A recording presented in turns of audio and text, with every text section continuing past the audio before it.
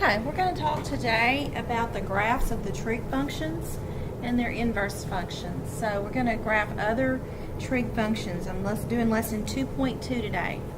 We're going to start here with our objectives. We're going to understand the graph of the tangent, the variations of the tangent, understand the graph of cotangent, the variations of cotangent, understand the graphs of cosecant and secant and their variations as well.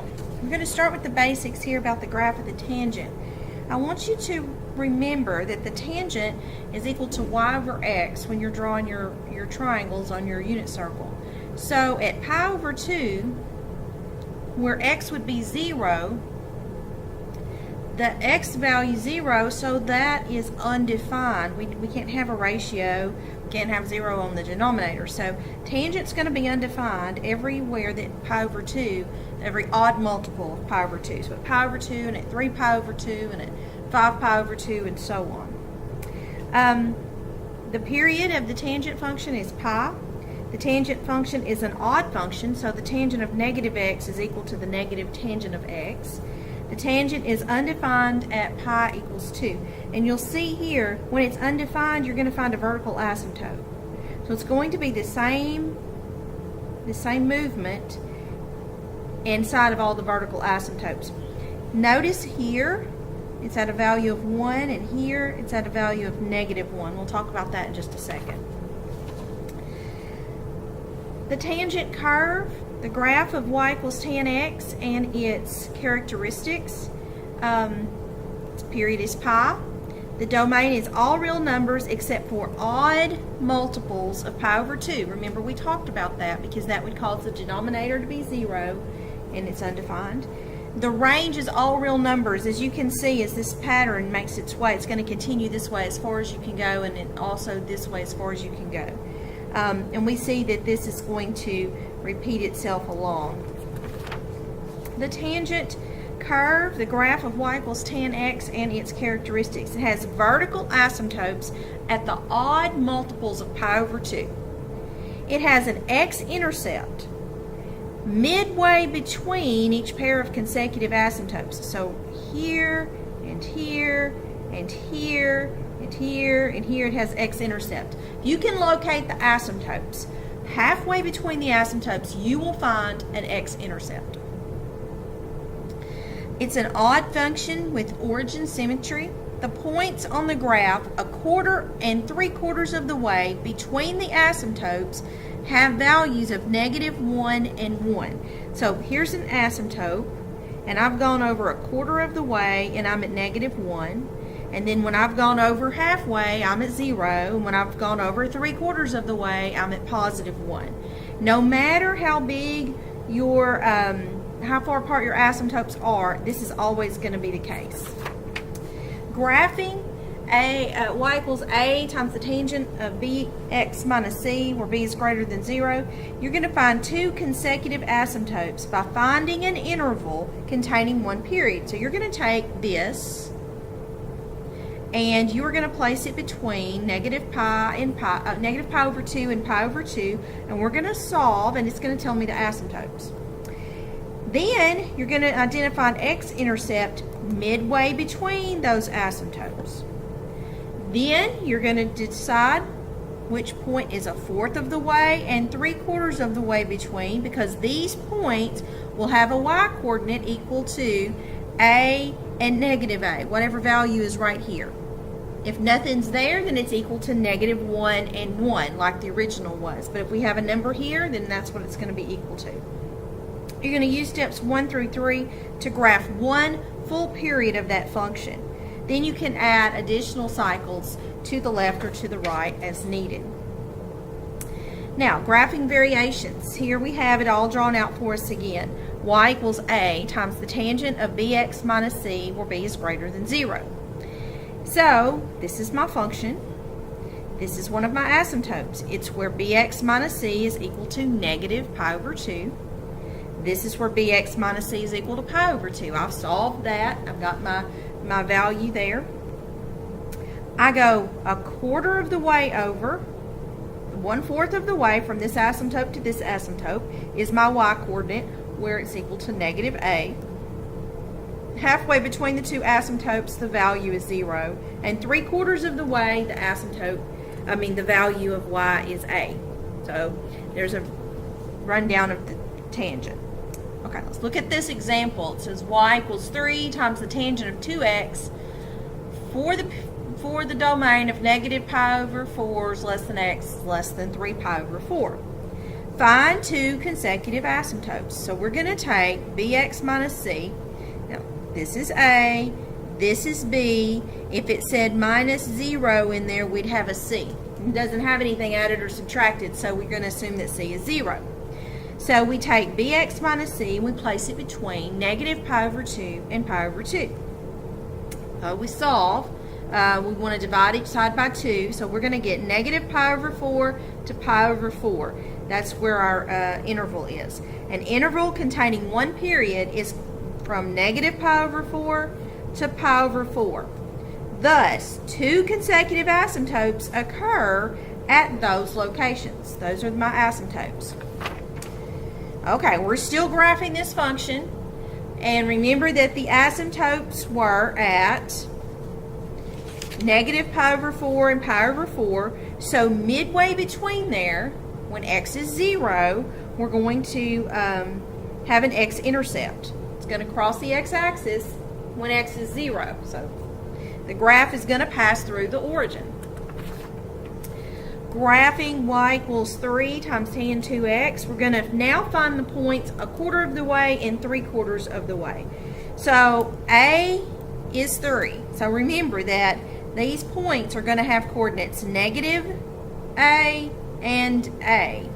So negative 3 equals 3 times the tangent of 2x. Divide each side by 3. Negative 1 equals the tangent of 2x. So we know that when the tangent is negative 1, we're at negative pi over 4. So that must be what 2x equals. So if 2x is negative pi over 4, dividing both sides by 2, I'm going to get x is negative pi over 8. So that's where x is this, y is this. This is where I get one of my coordinates from. It's also going to be equal to a, so it's going to be equal to 3. The same thing's going to happen. So I'm going to solve, divide by 3. 1 equals the tangent of 2x. Well, we know that the tangent of pi over 4 is equal to 1, so that must be 2x must be equal to pi over 4, because pi over 4 is the angle where the tangent's equal to 1. That's 45 degrees. Square root of 2 over 2 over the square root of 2 over 2 is going to be 1. So we're going to divide by 2, and we're going to get x is equal to pi over 8. So that goes with that y value. So this graph passes through these 2 points. So I take all that I have put together, and I graph my tangent. I know that at negative pi over 4, I have an asymptote.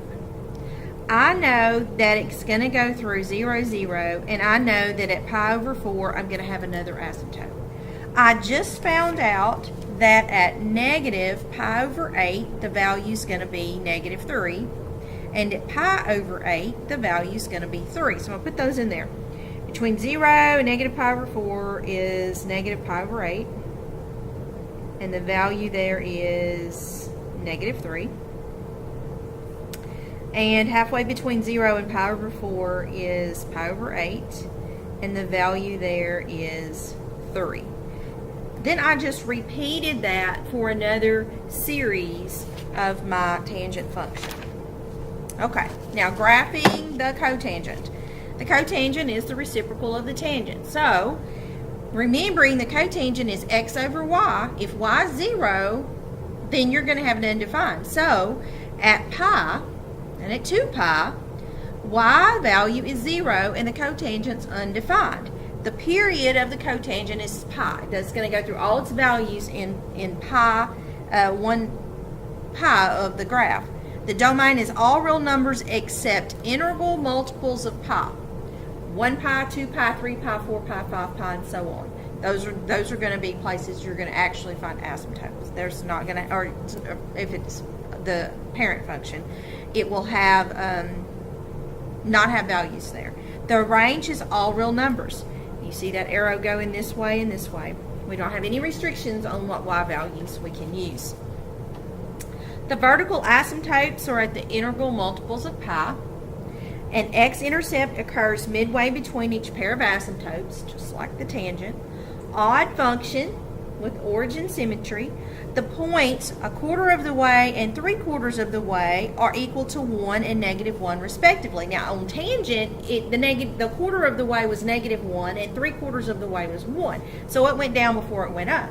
The cotangent's the opposite. It's a quarter of the way, it's going to be equal to 1, and 3/4 of the way, -1. So it's going to go this direction. Variations of this function. Graphing this, you have A and B and C just like before. You place bx minus c between 0 and pi because that's its interval, and you find a pair of consecutive asymptotes. Use the x-intercept that's going to occur midway between those asymptotes. Find the points. They're going to be A and -A, a quarter and 3/4 of the way, and use that to sketch your graph. Going through the same thing we did for tangent. Here's your function. This is where bx minus c equals 0. This is where bx minus c equals pi.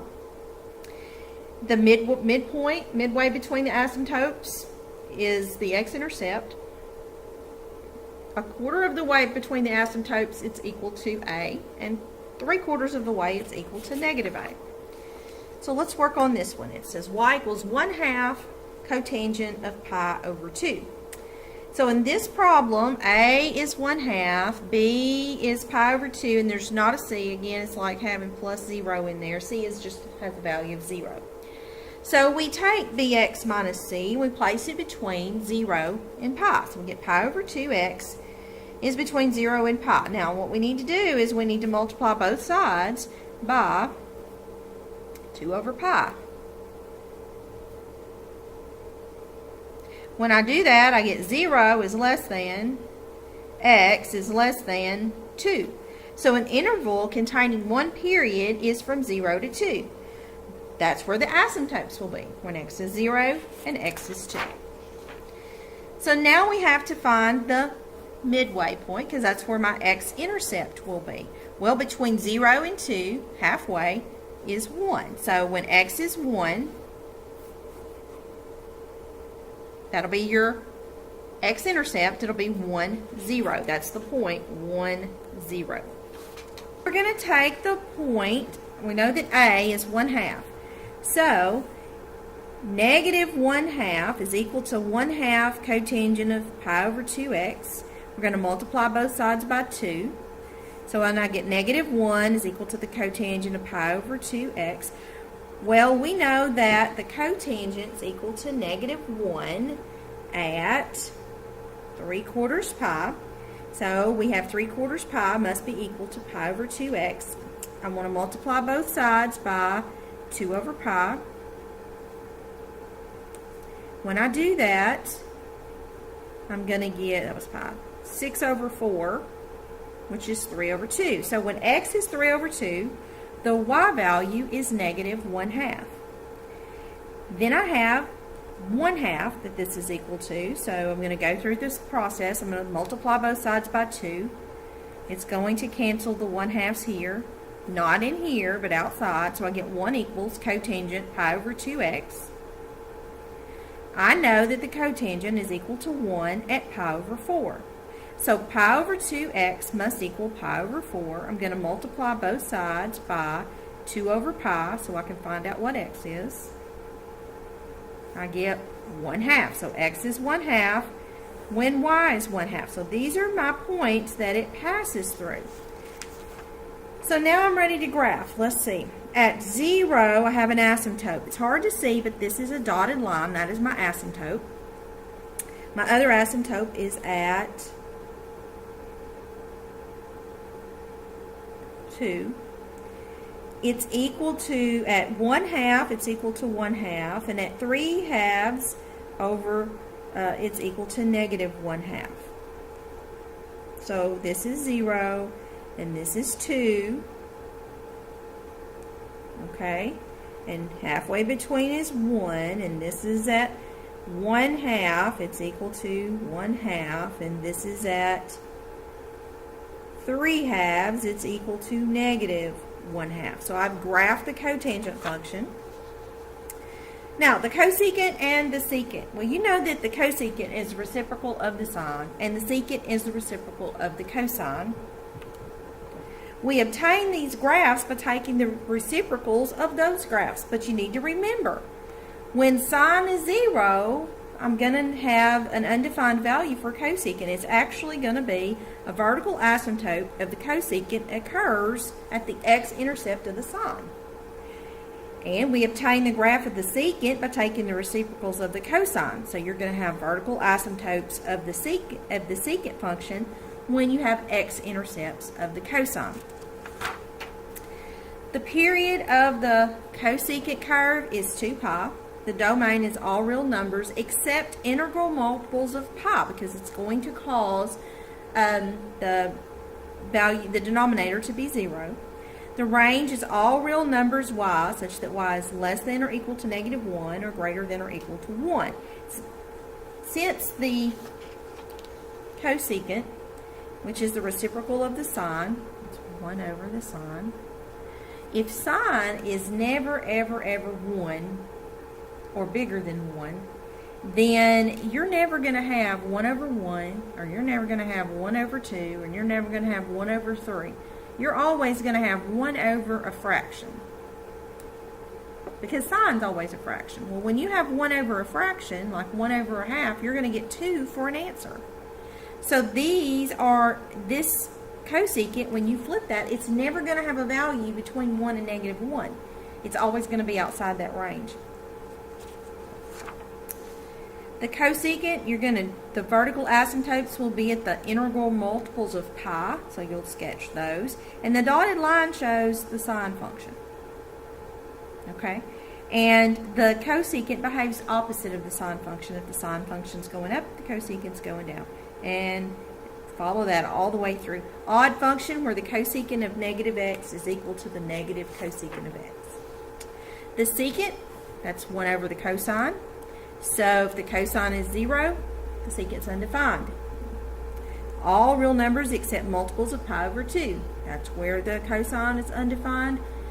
Cosine is 0, so that's going to make the secant undefined. If you're at pi over 2 or odd multiples of pi over 2, the cosine will equal 0 and the secant curve will be undefined. We see that sketched out here. They have the asymptotes labeled. They have the graph labeled. Now, the range, same thing here. Cosine is never 1 or bigger than 1. So, we're always going to have numbers, when we flip it, it's always going to be numbers that are bigger than 1. The secant has vertical asymptotes at odd multiples of pi over 2. It's an even function. It's sketched out here. You can see how it behaves. Use the graph of y equals sine x plus pi over 4 to obtain the graph of y equal cosecant x plus pi over 4.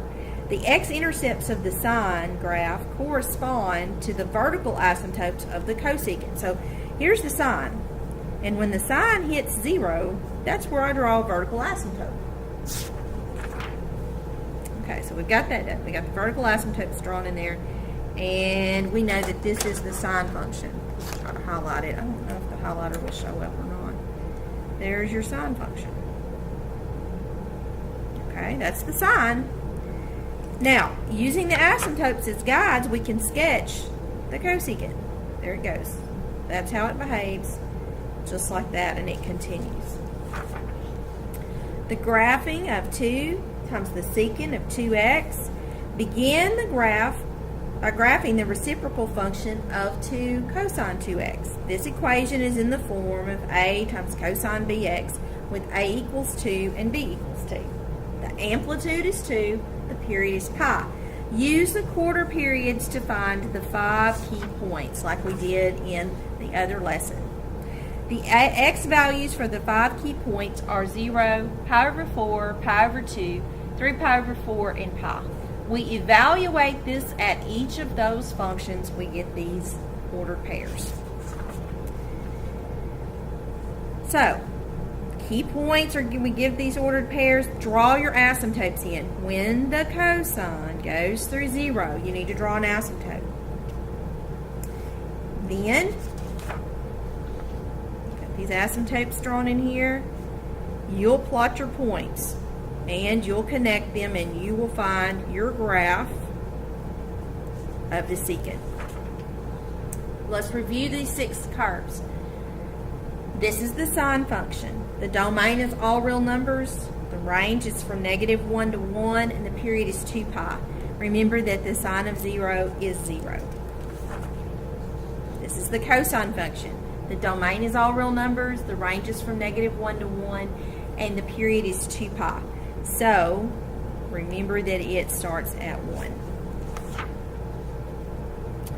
This is the tangent function. The domain is all real numbers except odd multiples of pi over 2. The range is all real numbers. The period is pi. The cotangent, the domain is all real numbers except integral multiples of pi. The range is all real numbers and the period is pi. The cosecant, which is the reciprocal of the sine. If the sine is 0 at 0, then the cosecant is undefined at 0. All real numbers except integral multiples of pi. The range is from -infinity to -1, from 1 to infinity.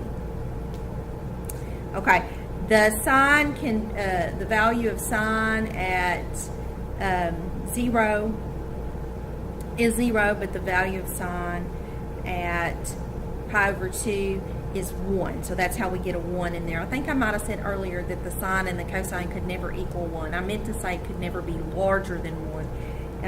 It's going to equal 1 when y and r are the same on the unit circle. Period is 2 pi. Secant is the reciprocal of the cosine. When the cosine is 0, this is going to have an undefined measure. It's going to have an asymptote. Domain is all real numbers except odd multiples of pi over 2. The range is from -infinity to -1, from 1 to +infinity. Period is 2 pi.